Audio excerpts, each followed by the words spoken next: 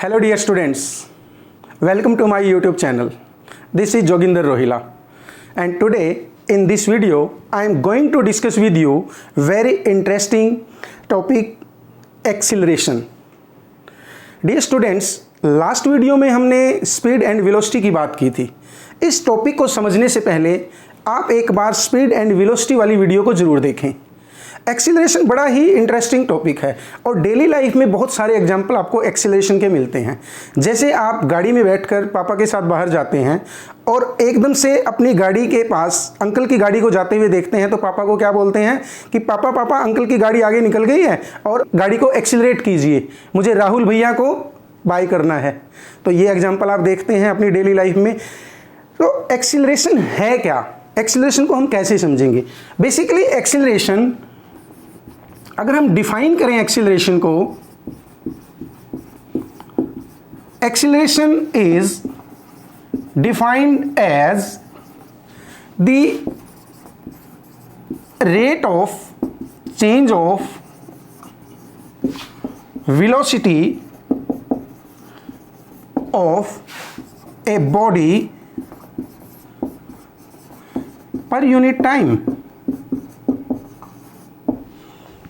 time, or we can write acceleration like this: change in velocity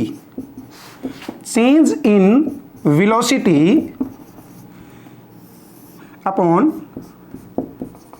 time taken. Change in velocity, it is the ratio of change in velocity per unit time. And change in velocity can be calculated like this: final velocity minus initial velocity. Final velocity minus initial velocity upon time taken. So velocity, and we know that what is the unit of velocity? Velocity is calculated in meters per second, and what is the unit of time taken? That is second. So what should be the SI unit of acceleration?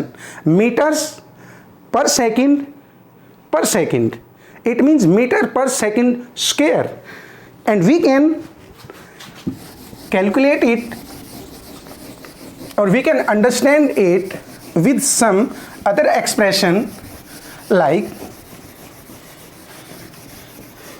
if I want to formulate acceleration, if I consider what is initial velocity,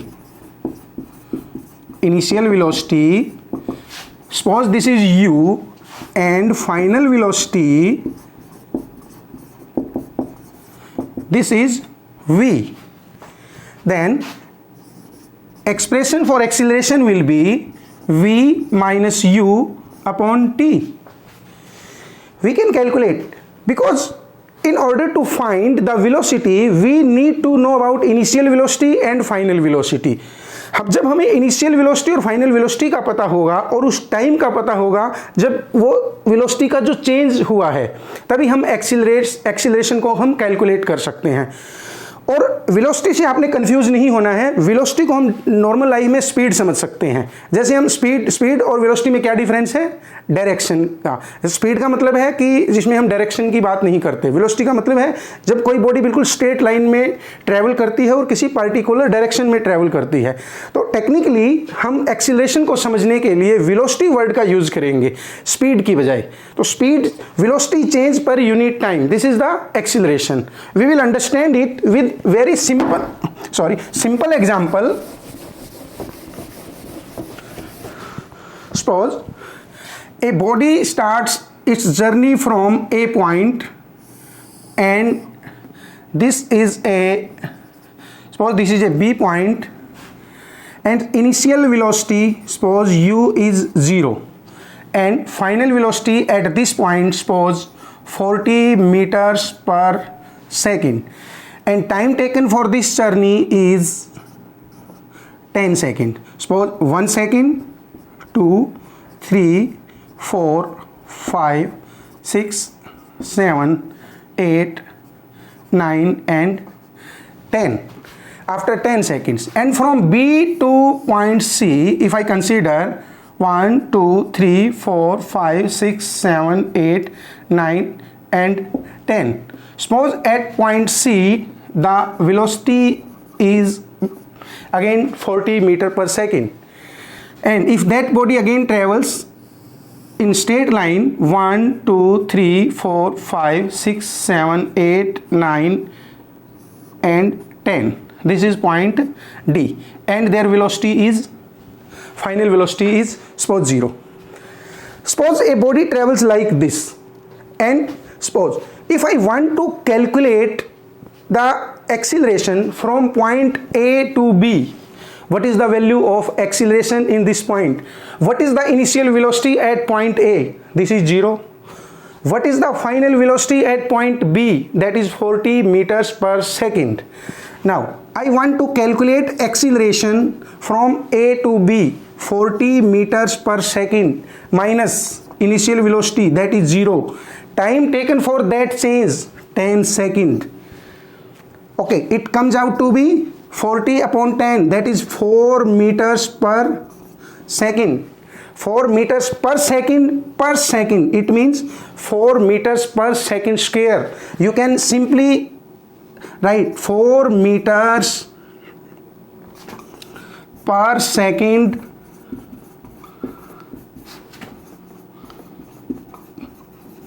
per second. What does it mean? 4 meters पर second, इसका मतलब क्या है? ए से B तक body ने travel किया, तो इसका मतलब है हर सेकंड में वेलोसिटी का जो इंक्रीज हुआ है वो 4 मीटर पर सेकंड के अकॉर्डिंग हुआ है. इसको आप ऐसे समझ सकते हैं कि पहले सेकंड में जो बॉडी की जो वेलोसिटी है वो 4 मीटर पर सेकंड है. Next after 2 seconds that is 8 meter per second, 12 meter per second, 16 meters per second, 20 meters per second, 24, 28, 32, 36 and 40. And in this case there is regular increase in the velocity, and increase of velocity is equal in equal intervals of time, from 1 to 2 seconds, from 2 to 3 seconds. Increase in the velocity is a regular increase, that is equal increase in velocity. So in this case we will say this is an example of uniform acceleration. This is uniform acceleration. Uniform acceleration is that acceleration when a body travels, and in that traveling the velocity increases, but that increase is in equal amounts in equal intervals of time. The increase is same from 3 to 4 seconds, from 4 to 5 seconds. There is regular increase. Such type of acceleration will be called a positive acceleration, and that is a uniform acceleration. And if we discuss from a velocity time graph, acceleration will be shown as a straight line. If I want to discuss with you velocity and time graph for uniform acceleration, it comes out to be a straight line. Velocity change will be directly proportional to the time. So this is uniform acceleration. Okay, let's see what happens in case of B to C. From B to C, at this point velocity is 40 meters per second, and at this point 40 meter per second. Suppose at every second there is 40 meters per second. If I say like this, it means from B to C there is no change in the velocity. Velocity remains the same. If velocity remains the same, if I want to calculate the acceleration from B to C, so in this case what is the final value of the velocity? That is, I am calculating acceleration from B to C. I need initial velocity, final velocity. What is the final velocity? 40 meters per second. What is the initial velocity? 40 meters per second. What is time taken? 10 seconds. Suppose this is again 10 seconds. 10 seconds. Velocity comes out to be, acceleration comes out to be 0, because velocity change is 0. It means there is no change in the velocity. If body travels from B to C and at each particular interval of time velocity is same, if velocity is same, velocity change is 0, it means acceleration is 0. So in cases where there is no change in the velocity, acceleration comes out to be 0. And from point C to D, initial velocity here is 40 meters per second, and what is final velocity? That is 0. Now if I want to calculate acceleration in this case, what is final velocity? That is 0. And what is initial velocity? That is 40. Time taken, again suppose 10 seconds from this to this, it comes out to be minus 40 upon 10, or you can say minus 4 meter per second square. It means, what is the meaning of minus? Negative. It means there is decrease in the velocity from 40 meters per second to 0. So you can say acceleration is negative, and acceleration is negative in this case. This negative acceleration is according to minus 4 meter per second. It decrease in acceleration, and such type of acceleration are known as negative acceleration. जैसे हमने कहा था कि first case में A से B तक positive acceleration है, uniform acceleration है, क्योंकि जो वेलोसिटी चेंज है पर यूनिट टाइम एक रेगुलर इंटरवल ऑफ टाइम में वो इक्वल है. बी से सी तक कोई वेलोसिटी में कोई चेंज नहीं है, इसका मतलब है एक्सीलरेशन की वैल्यू यहाँ पर 0 है. सी से डी पॉइंट तक पहले 40 मीटर पर सेकंड है, अब 10 सेकंड में वो 0 पे चला गया है. इसका मतलब है हर सेकंड में कितना डिक्रीज हुआ है, उसकी जो वेलोसिटी है वो 4 मीटर पर सेकंड डिक्रीज हुई है. आप ये कहेंगे कि यहाँ पर इस स्टेज पर 40 मीटर पर सेकंड थी, नेक्स्ट सेकंड में 36, 32, 28, 24, 20, like this it comes to 0. So this is also called retardation. So one is positive acceleration, one is negative acceleration. This acceleration is zero acceleration, and negative acceleration is also called retardation.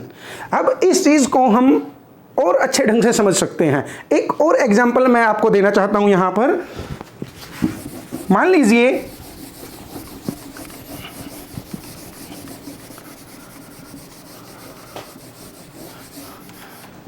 इसी example को आप ऐसे समझे कि मान लीजिए एक train ए station से अपनी जर्नी स्टार्ट करती है, और वो 11 बजे अपनी जर्नी स्टार्ट करती है.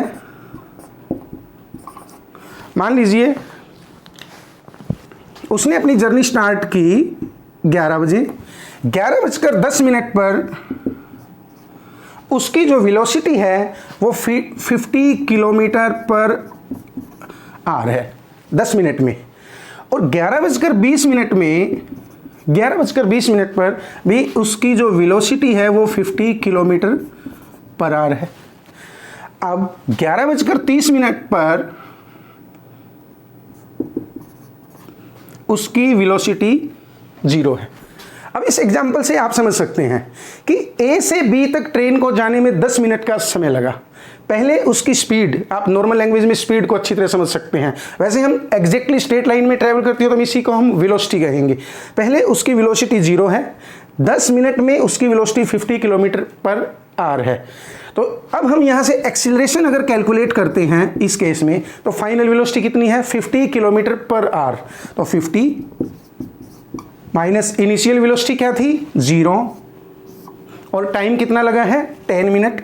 टोटल 10 मिनट है. तो इस केस में क्या होगा? 50/10, it means 5 kilometre per hour पर मिनट.